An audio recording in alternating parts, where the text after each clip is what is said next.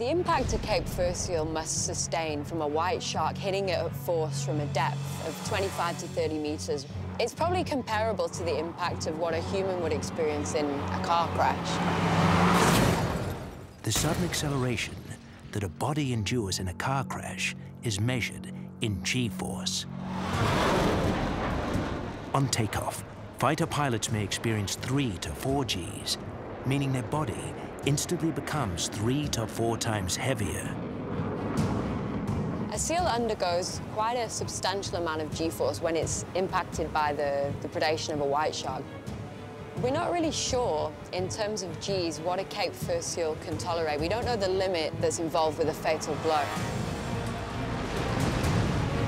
Is the sudden impact of a great white strike enough to knock out or kill a seal? To find out, the team will measure the actual G-force generated in one of these flying attacks. You know what I find amazing is the power that they hit these decoys with. And you can imagine if this was a real seal, I think that upward motion of 1,000 kilos does tremendous damage. And what I would find really fascinating is if we could take that G-force monitor that you brought with, put it in here, and just see the power and impact that they're hitting these seals with. What do you think? Well, I can show you the G-force meter that I brought with. It's pretty small. It's pretty handy. Awesome. We could maybe pop this into the decoy and it will log the actual G-force, and then we can take a look at the graph later on when we get back on shore. Now, the team motors to the island's southern tip to conduct the experiment. A decoy carrying the active G-force data logger is launched and will be towed behind the boat, ready to record one of the biggest hits in nature.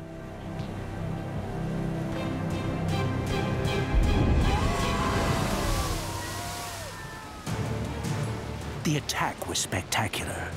The shark, estimated at 3,000 pounds, hit the decoy at nearly 25 miles per hour. The onboard G-force data logger is designed to measure the sudden acceleration of the decoy in the attack.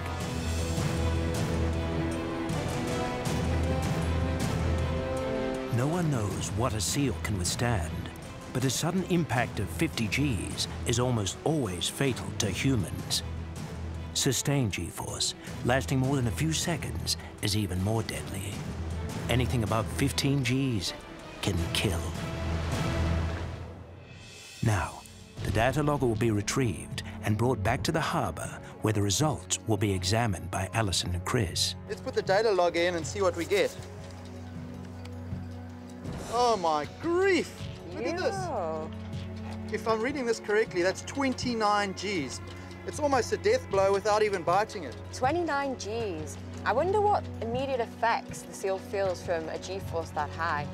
I mean, one would imagine that it'd be something along the lines of maybe tunnel vision, blackouts, maybe unconsciousness or death. You know, so often we see them where they're knocking the seals 10, 15 foot into the air, and you can now instantly see why. 1,000 kilograms of shark going at 40 kilometers an hour, it's going to do a lot of damage, even if it doesn't bite you. The